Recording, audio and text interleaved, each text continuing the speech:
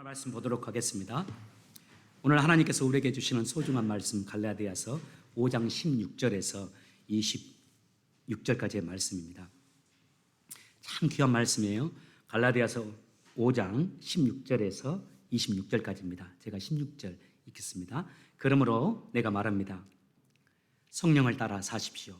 그러면 육체의 욕망을 따라 살지 않게 될 것입니다.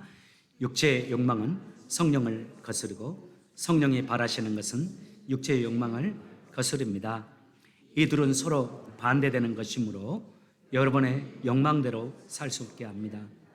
성령님께서 이끄시는 대로 살면 여러분은 율법 아래에 있지 않게 됩니다. 육체가 하는 일은 분명합니다. 곧 음행과 더러움과 음란과 우상 섬기기와 마술과 미움과 다툼과 질투와 화내기와 이기심과 편가르기와 분열과 시기와 술 취하기와 흥청거리는 잔치와 같은 것입니다. 전에도 경고했지만 이제 다시 경고합니다. 이런 일을 하는 사람은 하나님의 나라에 들어가지 못합니다. 자, 22절부터는 24절까지 같이 읽겠습니다. 22절부터 시작. 그러나 성령의 열매는 사랑과 기쁨과 평화와 오래 참음과 자비와 착함과 성실과 온유와 절제입니다. 이런 것들을 금지할 율법이 없습니다. 그리스도 예수께 속한 사람은 자기 육체를 정욕과 욕망과 함께 십자가에 못 박았습니다. 우리가 성령으로 새 생명을 얻었으므로 성령을 따라 살아야 합니다. 다 같이. 그리고 교만하지 말고 서로 다투거나 시기하지 말아야 합니다. 아멘. 예, 자리에 앉으시기 바랍니다. 우리 인간은 무엇인가에 의해서 영향을 받고 살죠. 긍정적으로든 부정적으로든 다 영향을 받고 삽니다. 그리고 그 영향에 의해서 우리의 사고, 생각, 태도, 그리고 우리 인생이 다 결정됩니다. 그래서 아이들 양육하는 우리 부모님들, 가장 아이들에게 신경 써야 될 것 가운데 이거라고 생각해요. 아이들이 어떤 영향을 받고 있는가를 한번 살펴보는 겁니다. 아이들이 늘 소비하고 있는 그 매스컴, 온라인 어떤 것들을 보고 있는지, 또 아이들이 어떻게 영향을 받고 있는지, 또 우리 아이들이 마음을 나누면서 살아가는 우리 친구들 어떤 사람들인지, 그리고 아이들이 어떤 영향을 받고 있는지를 살펴보는 겁니다. 아이들의 사고와 영향에 아이들의 사고와 성격에 영향을 미칠 뿐만 아니라 사실 아이들의 인생 전체에 영향을 미치거든요. 어떤 매스컴, 어떤 온라인을 소비하느냐, 어떤 영상을 많이 보고 사느냐, 어떤 유튜브를 많이 보고 사느냐에 따라서 그 사람의 삶도 다 이렇게 규정되어지고 또 일상의 삶까지 영향을 미치게 되죠. 그래서 아이들을 양육하는 저희들이 그것을 한번 지혜롭게 살펴볼 필요가 있는 것 같아요. 그리고 또 아이들이 좋은 영향을 받을 수 있도록 아이들을 유도해 줘야 합니다. 근데 또 너무 강압적으로 해서는 안 되죠. 늘 우리가 하나님 말씀 보면서 부모로서 기억해야 될 것이 지혜로움입니다. 아이들이 볼 때 엄마 아빠가 너무 컨트롤 하려고 한다, 너무 강압적이다, 이걸 좀 많이 느끼는 것은 좋지 않잖아요. 그래서 지혜가 필요합니다. 부부간의 이야기도 필요하고, 그래서 이렇게 하자 상의해서 하는 거죠. 아이들이 이 세상 영향을 받으면서 그 영향에 의해서 성격도 또 사고도 태도도 다 결정되어지죠. 이것이 비단 우리 아이들만의 이야기도 아니잖아요. 여러분, 요즘에 어떤 매스컴 많이 접하고 있습니까? 요즘에 유튜브 많이 본다고 그래요. 많이 보시는 유튜브 어떤 유튜브입니까? 또 사람들 만나시고 계시는데 그 만나는 분들 어떤 분인가요?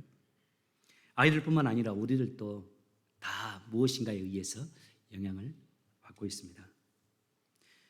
그 것들에 의해서 우리의 기분과 우리의 마음도 또 우리의 언어 생활까지 다 결정되어져요.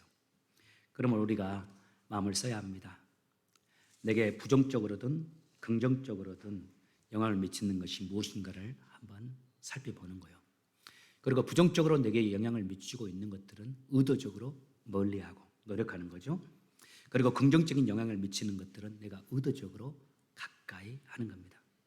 우리를 영육간에 강건케 하도록 우리를 하나님의 사람으로 이끌어주는 사람이나 또 매스컴이나 이런 것들은 가까이 하고 그것들에게 스스로 내가 노출될 수 있도록 노력해야 할 겁니다. 의지를 가지고요. 오늘 말씀이 우리 인생에 가장 큰 영향력이 있는 존재에 대해서 말합니다. 바로 우리 성령님입니다.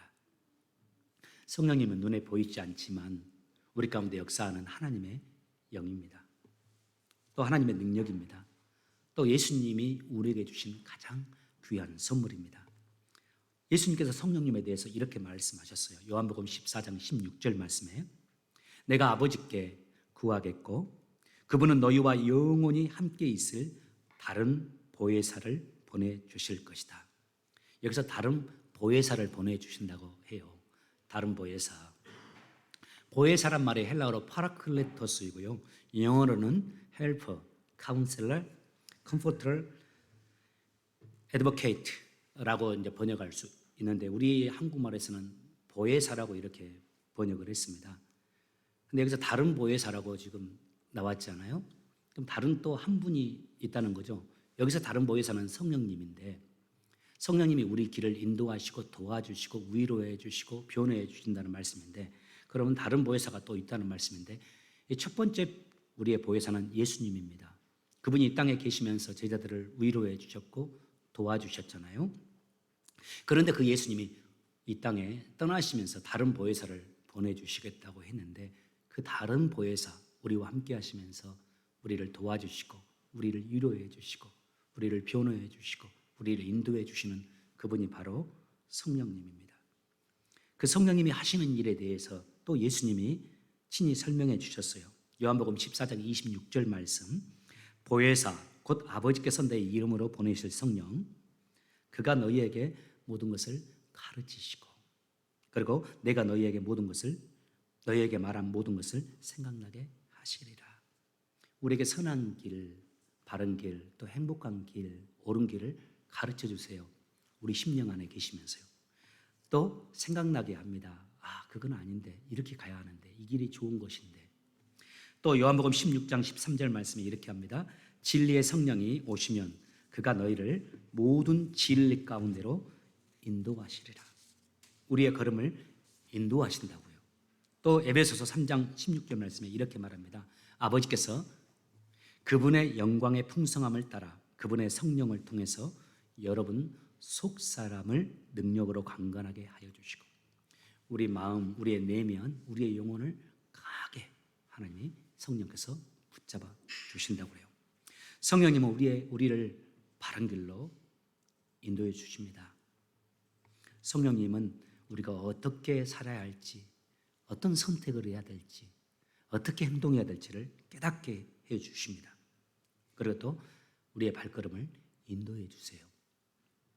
그리고 또 그 길로 갈 수 있도록 그 힘까지도 우리에게 줍니다. 그래서 가정생활 할 때에도 사업을 할 때에도 또 모든 관계 가운데도 중요한 것이 성령님의 인도하심을 받아야 하는 거죠. 여기서 중요한 질문이 이제 우리에게 있습니다. 그렇다면 어떻게 우리가 성령 충만한 삶을 살 수 있을까요? 우리 목사님들끼리 만나서 교제를 하면서 팬데믹과 팬데믹 이후, 팬데믹 이전과 팬데믹 이후, 지금도 팬데믹이 끝나진 않았지만은 팬데믹 이전과 그 이후에 가장 큰 신앙의 차이점이 뭐냐라고 몇 가지 이야기들을 나눴는데 공통적으로 나오는 것이 있습니다. 성령에 따라 살아가는 것이 너무나 사라져 버렸다고. 이 팬데믹의 3, 4년 기간 동안에 이제 우리가 신앙생활은 나름대로 하고 있지만 내가 성령님께 의탁하면서 성령님의 인도하심에 따라야 되겠다라는 이 생각, 이 분위기, 이 사고가 교회 안에서 많이 약해져서 자기 의지대로 자기의 힘으로 열심히 하는 것을 보게 된다고. 그것도 소중하기는 하죠. 이 혼란한 세상 속에서 믿음으로 살려고 그렇게 노력하는 거니까요. 그런데 이제 성령의 감동을 받고 성령으로 살아가야 되는데 그런 노력들이 많이 사라졌다고 해요. 성령 충만한 삶, 성령에 의해서 지도받고 성령에 의해서 인도받고 성령님의 인도하심 속에서 살아가기 위해서 우리에게 필요한 것이 무엇인가? 첫 번째입니다. 성령님께 순종하며 사는 겁니다. 사도행전 5장 32절에서 이렇게 말합니다. 우리는 이 일의 증인이요 하나님의 자기를 순종하는 사람들에게 주신 성령도 그러하니라. 하나님의 성령을 우리에게 베풀어 주시는데 순종하는 사람들에게 임한다는 거죠.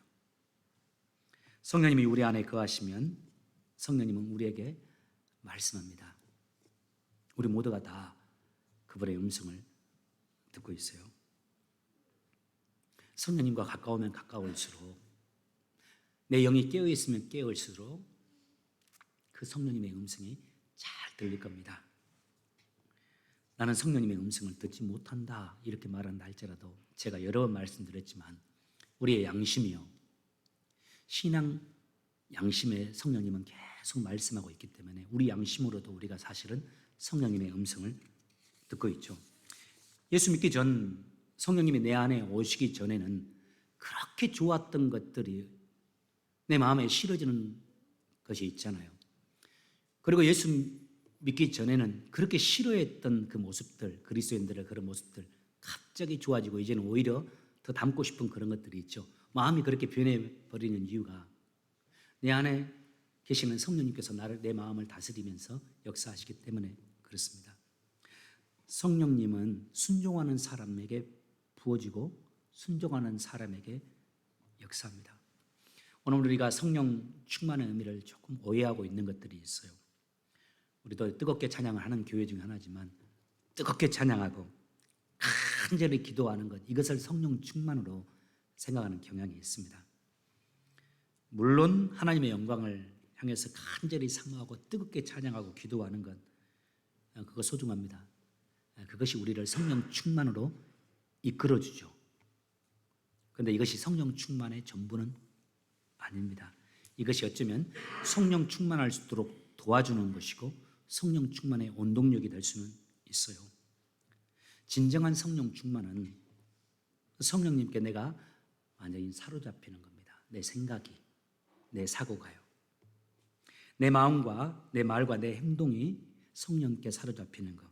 그리고 그 증거로서 나타나는 것이 우리가 전에 예배 시작 전에 늘 읽었던 사랑과 희락과 화평과 오래 참음과 자비와 양성과 충성과 온유와 절제 크게 9가지 열매를 맺는다고 그랬어요.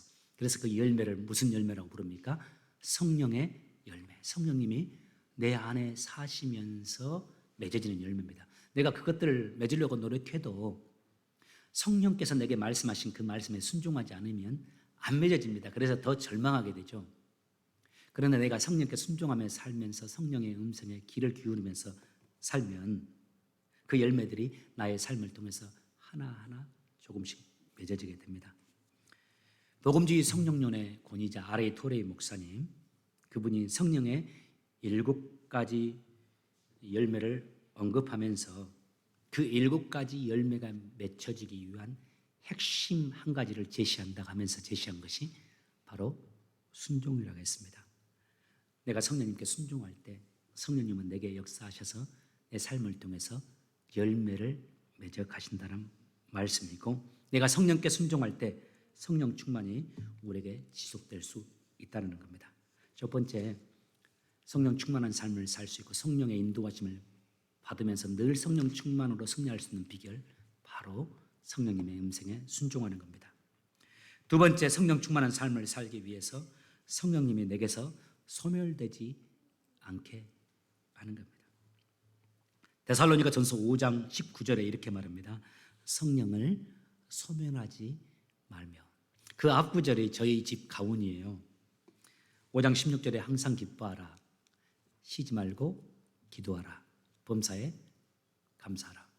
적어도 3명은 애를 낳으려고 했었거든요, 제가. 그래서 항상 기뻐하라. 첫 번째 기쁨으로 이름을 지었습니다. 이거 제가 결혼하기 전부터 저희 집 가훈으로 정했거든요. 결혼하기 전부터 사귈 때부터 저희들은 애들 이름을 이렇게 짓자고 이야기를 해놨어요. 항상 기뻐하라. 기쁨. 쉬지 말고 기도하라. 범사에 감사하라. 둘째를 아들을 낳았으면 제가 기도로 지었으면 죽을 때 내 둘째가 딸이 나가지고 제가 항상 기뻐하라 쉬지 말고 기도하라 기도를 뛰어넘어서 감사로 했어요. 셋째 날면 기도라고 하려고 했는데 여자 이름을 기도라고 하면 좀 이상하잖아요. 장기도. 그래서 근데 이미 셋째는 늦어버렸습니다. 수술을 해가지고. 그 다음 하나님이 항상 기뻐하라 쉬지 말고 기도하라 범사에 감사하라 하시면서 이것이 너희를 향한 하나님의 뜻이다. 그 다음에 아주 소중한 말씀하신 게 19절 말씀, 성령을 소멸하지 말며. 기쁨의 삶, 기도의 삶, 감사의 삶을 살기 위해서 필요한 말씀이라고 생각해요. 성령을 소멸하지 말라. 소멸한다는 말씀이 헬라어로 스벤누미라는 단어인데 뭔가를 확 억눌러 버리는 겁니다. 혹은 쓰레기 등을 밖으로 내어 던져버리는 것을 가리켜요. 한마디로 말하면 무시한 거죠. 우리가 세상을 살아가면서 하나님이 내 내면 속에서 내 마음 속에서 말씀하시잖아요. 어떤 상황 순간순간 가정생활 할 때에도 부부생활 할 때에도 직장생활 할 때에도 사업할 때에도 하나님 어떤 상황이 되면 내 안에서 말씀하신 말씀들이 있어요. 뚜렷하게. 그런 말씀들이 있을 때 그 말씀들을 무시하지 말라고요. 눌러버리지 말라고요. 혹은 밖으로 버리지 말라고 말씀하는 겁니다. 여기서 우리가 기억해야 될 영적인 법칙이라고 해야 될까요? 그 법칙이 하나 있습니다. 우리 그리스도인들 마음속에 두 가지 생각이 늘 존재한다라는 겁니다. 하나는 육신의 생각이고 하나는 성령님의 생각입니다. 제 마음 안에도 육신의 생각이 있고 제 안에도 영의 생각이 있습니다. 그 육신의 생각은 우리 죄된 본성에서 나오는 생각이고요. 영의 생각은 성령님께서 내 안에 계시면서 내 영혼에 말씀하시고 또 자꾸 자극하시는 생각이죠. 육신의 생각은 육신의 쾌락과 세상적인 욕망을 자꾸 부추깁니다. 성령님의 생각은 성령님께서 내 안에서 생명과 은혜, 아름다운 것, 선한 것을 가르칩니다. 우리 안에 지금 다 이 두 생각이 존재하고 있는데 저기서 예배하고 있는 저 아이들에게도 이 생각이 다 존재하고 있습니다. 지금 저 뒤에서 예배하고 있는 저 어린아이 엘리조차도 이 두 생각이 같이 존재하고 있죠. 그런데 성경에서는 이 두 생각이 우리 안에서 싸운다고 표현합니다. 우리 인생을 살면서 이걸 많이 체험할 겁니다. 심지어 오늘 아침에도 교회 피곤한데 갈까 말까 두 가지 생각이 있었을 거라고 해요. 생각이 들어요. 이 두 법이 우리 안에서 싸웁니다.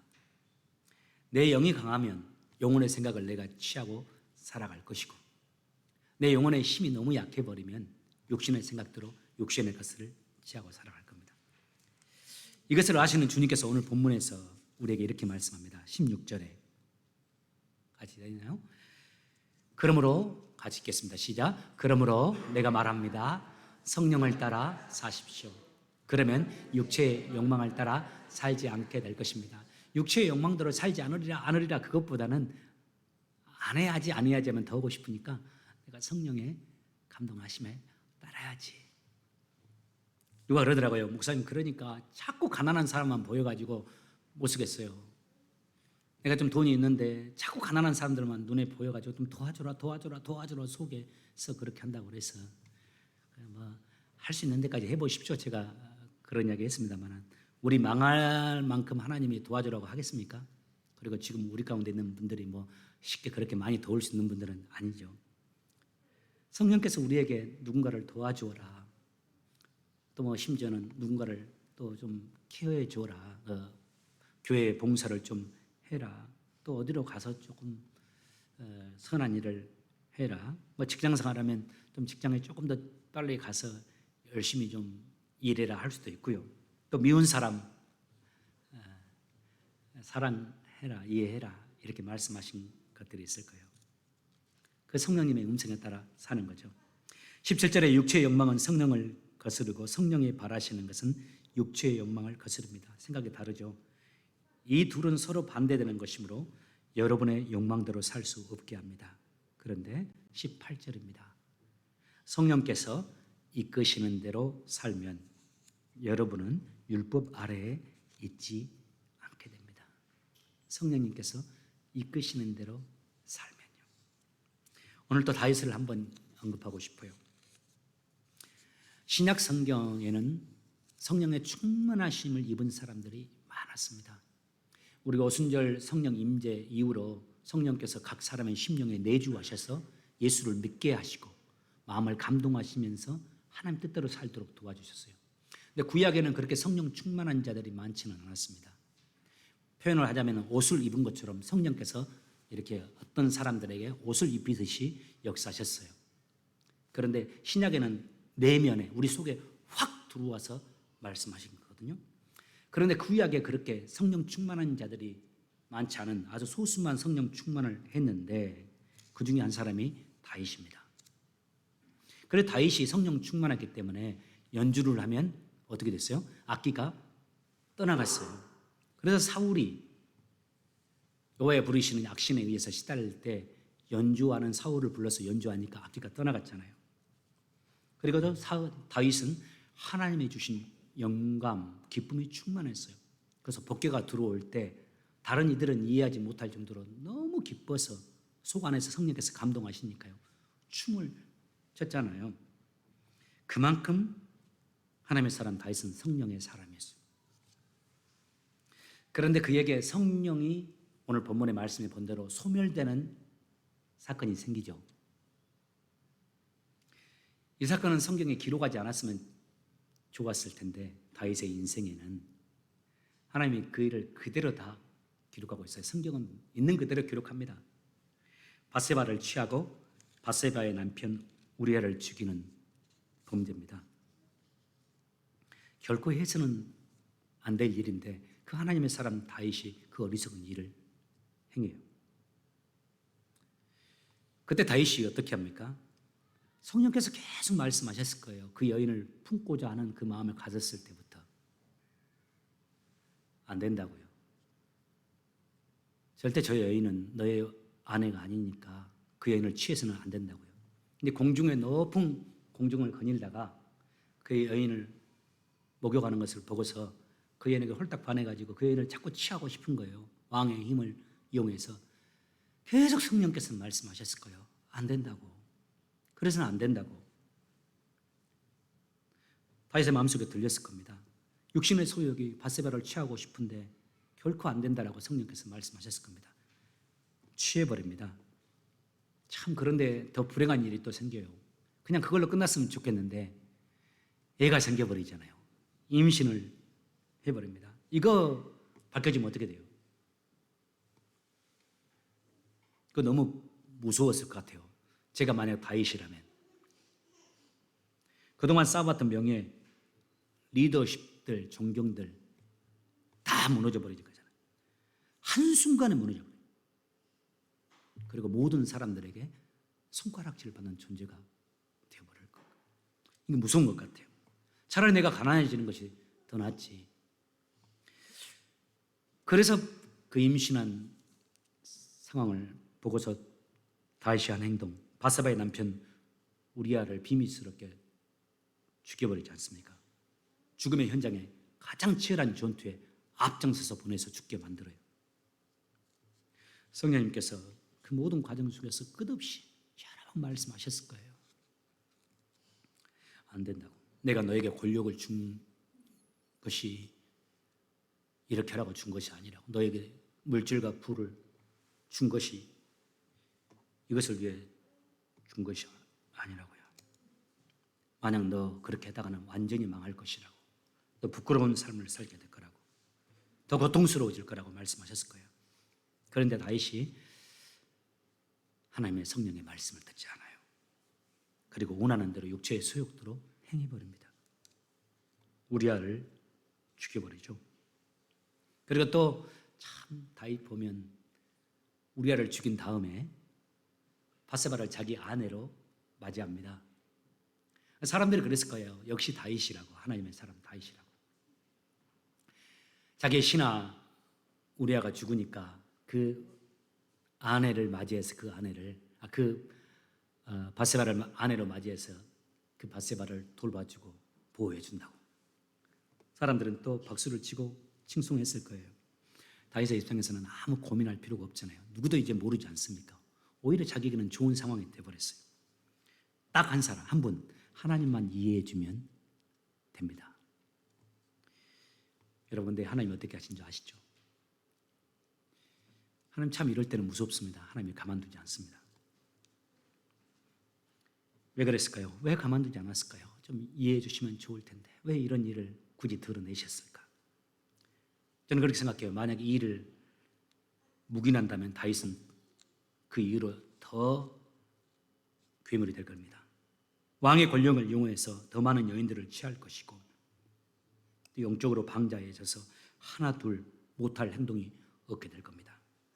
그러다가 하나님의 그 은혜를 입은 자가 결국 명망의 길로 가버릴 수 있다는 것을 하나님이 아셨기 때문에 하나님이 나단 선지자 당신의 종을 보내서 다윗을 아주 엄하게 꾸짖으셨죠. 그리고 아시는 대로 다윗에게 4배가 되는 죄의 대가를 치르게 만듭니다. 그것들을 학자들이 구체적으로 이렇게 말해요. 다윗이 바세바와 동침해서 그 낳은 아이 어떻게 됩니까? 그 아이가 솔로몬 아니에요. 그 아이 죽습니다. 얼마 되지 않아서. 그리고 자신들의 아내들을 자기 아들이 백주 되낮에 범해버리게 됩니다. 다윗은 모르게 바세바를 취했지만은 자기의 아들이 압살롬이 백주 되낮에 자기의 후궁들을 다 궁에서 취해버려요. 간통을 해버려요. 그리고 또 아시다시피 자기 아이들끼리 서로 죽이는 일들이 벌어지잖아요. 이 과정을 거치면서 다윗이 눈물로 회개했습니다. 하나님이 왕위에서 끌어내리시진 않았어요. 여전히 다윗을 사랑해 주시고 다윗과 한 약속을 지켜주셨어요. 그렇지만 다윗은 너무나 마음이 아팠습니다. 그래서 하나님께 늘 눈물로 회개를 했죠. 그 눈물의 회개를 시로 만든 것이 우리가 잘 아는 시편 51편입니다. 51편에서 다윗이 이렇게 하나님께 간구해요. 오 하나님, 내 속에 깨끗한 마음을 만들어 주시고 내 안에 올바른 마음을 새롭게 해 주십시오.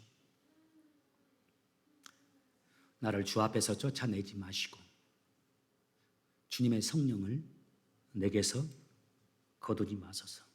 구약 성경에서 성령을 내게서 거두지 말아달라는 고백은 다윗밖에 없습니다.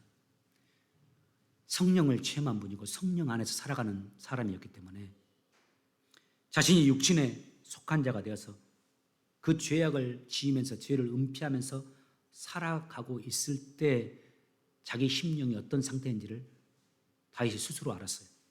잘 알았어요. 한낱 고깃 덩어리에 불과하다는 것을 알았어요. 전에는 찬송을 할 때도 예배할 때도 감격이 넘쳤거든요.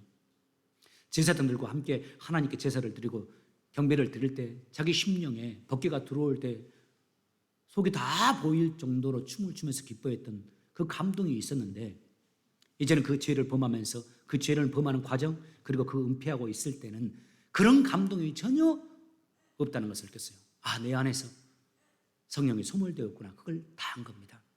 그래서 다윗이 하는 말이 나를 주 앞에서 쫓아내지 마시고 주님의 성령을 내게서 거두지 마옵소서. 성령의 감동이 사라져버렸으니까요. 그 다음에 주의 구원에 대한 기쁨을 내게 다시 주셔서 내가 주께 순종하게 하소서.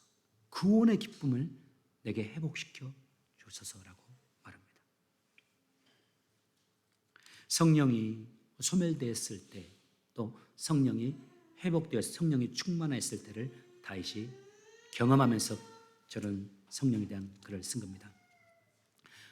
우리 말씀 맺으면서 한 가지 결혼 생활에 대한 이야기를 하면서 성령에 대한 이야기를 하고 싶어요. 우리 남녀가 처음 사랑할 때 불과 같이 사랑하잖아요. 저도 불과 같이 사랑했습니다. 그때는 우리들의 사랑의 장애물들을 진짜 마치 불로 다 태워버릴 수 있는 것처럼 합니다. 그때는 우리 부모님들이 아무리 반대해도 그 사랑 받지 못하잖아요. 반대하면 집 나와서 따로 살아버리죠 뭐.